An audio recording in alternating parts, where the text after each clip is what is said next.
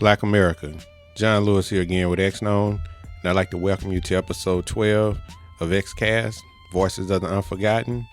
And today we'll be rounding out women's history with a woman named Lucy Parsons, the woman who refused to be silenced. So let's go ahead and hop right into it. Let's begin with a truth most people never hear in a classroom. Some of the loudest voices for freedom in American history were silenced on purpose. Not because they lacked leadership, not because they lacked courage, not because they lacked impact, but because they were too effective, too visionary, too dangerous to systems that relied on silence to survive. And few people embodied that more than the woman we're honoring today, Lucy Parsons. Now, before we get into her story, we have to acknowledge something. When you study Lucy Parsons in the Library of Congress archives, in the National Archives Labor Collection, in the Schomburg Center's political organizing manuscripts, one thing jumps out immediately. Her life was strategically obscured, intentionally. Even her birth records were twisted, rewritten, and erased by people who wanted to control the narrative of who she was. But the deeper you go into the institutional record, the more her truth impact reveals itself. Imagine a woman born into the aftermath of slavery, somewhere around 1851 to 1853, likely in Texas, to an enslaved black woman and a white enslaver. Imagine escaping that world, reinventing yourself, and then becoming one of the most relentless labor organizers in American history. A woman who traveled across states with nothing but her voice, her determination, and her sharpened understanding of how the power functions. A woman so influential that the Chicago Police Department labeled her more dangerous than 1,000 rioters. Man, it's right there in Chicago law enforcement archives and repeated in analysis preserved at the Schomburg Center. That's who we're talking about today. Lucy Parsons didn't live life quietly. She didn't compromise to make her message palatable. She didn't lower her tone or soften her words to fit the expectations placed on black women in the late 19th century. She confronted the systems around her head on, and in doing so, she became a shadow that powerful institutions couldn't shake. But let's rewind the clock. Let's take you back to Texas. Lucy was born into slavery, lived through Reconstruction with firsthand experience of racial terror, land theft, and the labor exploitation that replaced slavery under new names. Texas wasn't just rough, it was violent, unpredictable, and committed to maintaining a racial order by any means necessary. Black communities were organizing, registering to vote, forming mutual aid networks, buying land, and facing deadly backlash. In the National Archives Reconstruction records, you see a pattern repeated across the South. When black prosperity grew, so did white supremacist violence. Lucy saw this, she lived this, and she made a choice. She refused to be erased by the world that tried to contain her. So she left Texas with her husband, Albert Parsons, a white man who aligned himself with multiracial labor movements. Their marriage alone was an act of resistance, one that placed them under intense scrutiny. They fled to Chicago, where Lucy began her rise. Chicago in the late 1800s wasn't the glittering skyline we know today. It was factories, smoke, tenement housing, child labor, sweatshops, 14-hour workdays, and a city on the edge of revolt. Workers were dying on the job, losing limbs to machines, trapped in poverty cycles enforced by corporate giants. And still, bosses demanded more. Lucy stepped into this chaos, not as a spectator, but as a strategist. She studied economics. She studied law. She studied social theory and the historical patterns of uprisings. At the Schomburg Center and Black Past Academic Analysis, you see unmistakable signs of her intellectual evolution. She was dissecting capitalism from the perspective of someone who had lived at the bottom of its hierarchy, She understood exploitation both as a former enslaved black woman and as a witness to industrial labor abuse. By 1877, she had become a towering force in Chicago's labor movement.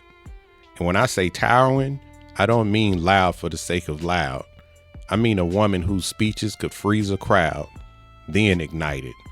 A woman who could walk on stage before thousands of workers, many of them immigrants, many of them skeptical of women speakers, and speak with such authority that the entire room tilted toward her.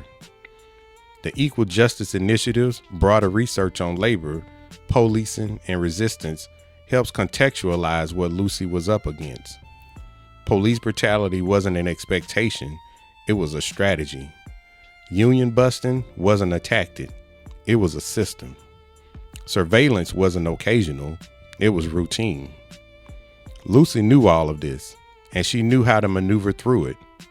Her greatest stage came in the 1880s, a decade that reshaped American labor history. Lucy was at the center of the fight for an 8-hour workday, something so basic today that we forget it once took blood, sacrifice, and relentless organizing to win. Her husband Albert became one of the Haymarket defendants, a labor organizer arrested after a bomb exploded at a peaceful rally. Even though there was no evidence linking Albert to the bombing, authorities targeted him anyway. Why? Because he had influence. Because he represented a multiracial labor front. Because he was a threat to the capitalism. The Smithsonian's National Museum of African American History notes that Lucy was one of the only women, and certainly the only black woman, to become a national spokeswoman for the Haymarket defendants. She took her 2 small children, boarded trains with barely any money, and traveled across America to raise awareness, defend her husband, and demand justice. She faced mobs, she faced armed police, she faced newspapers that attempted to degrade her character. But she didn't stop, not once. Her speeches from this era, archived in the Lucy Parsons papers at the Chicago Public Library, read like thunder. She talked about starvation wages, the brutality of police forces, and the inhumanity of the industrial capitalism. She exposed the power structures that hid behind political language and patriotic slogans. She once told a crowd, "Never be deceived that the rich will allow you to vote away their wealth." And that line has echoed across radical scholarship ever since. When Albert was executed in 1887 under a cloud of injustice, Lucy didn't collapse under grief. She weaponized it. She became sharper, bolder, even more willing to call out the hypocrisy of American democracy. After his death, she began editing and publishing labor newspapers, organizing sewing unions, leading hunger marches, and inspiring textile workers, rail workers, and steel workers. She was a woman walking into union halls full of men and commanding the room, not through force, but through the clarity of her vision. And that made her a target. The FBI, then still in its early formation, kept files on her. Chicago police spied on her for decades. Her mail was intercepted. Her meetings were infiltrated. Why?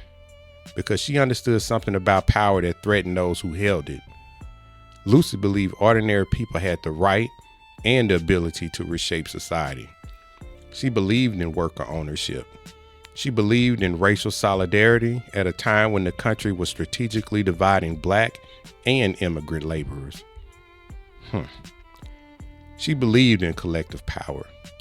She once said, "My conception of the strike of the future is not to strike and go out and starve, but to strike and remain in and take possession of the necessary property of production." That statement terrified government officials. They weren't afraid of chaos. They were afraid that workers would realize their own power. The National Museum of African American History and Culture Labor's collections show how deeply Lucy influenced the early 20th century activism. Her work connected Black Reconstruction ideas, immigrant labor struggles, women's rights battles, and early anti-policing movements. She wasn't just ahead of her time. She was building a world the rest of the country wasn't ready for. And because of that, history attempted to bury her. When she died in 1942, a fire consumed her home. But what's even more telling is what authorities did next. Chicago police raided the ashes. They seized her papers, manuscripts, letters, speeches, and personal files, much of which never resurfaced. Think about that. Even in death, Lucy Parsons was considered a threat. But here's the beautiful part. The erasure didn't work. Today, her writings are resurging in academic circles. Her speeches are being reprinted. Her influence is being rediscovered. And her story, once intentionally hidden, is being reclaimed by people who understand that you cannot suppress truth forever. Lucy Parsons lived through slavery, Reconstruction, racial terror, labor exploitation, state surveillance, the rise of industrial capitalism, and the formation of modern policing, and she never bowed. She taught us something we still need today. If they erase your name, speak louder. If they block your path, build another road. If they fear your voice, it means it's powerful enough to matter. Lucy Parsons didn't just fight for herself. She fought for workers who were starving. She fought for Black communities pushed to the margins. She fought for immigrant families living in overcrowded tenements. She fought for women whose society tried to silence. She fought for possibility. The possibility of a world where the people who build the country finally sharing the power of the country. This Women's History Month, we remember that progress is often carried on the shoulders of those brave enough to speak when silence would have been safer. Lucy Parsons refused to be quiet in the face of injustice. Her voice reminds us that when women stand for truth and dignity, their courage can ignite movements that outlive them. That's why today we tell her story, because they tried to bury her and they failed.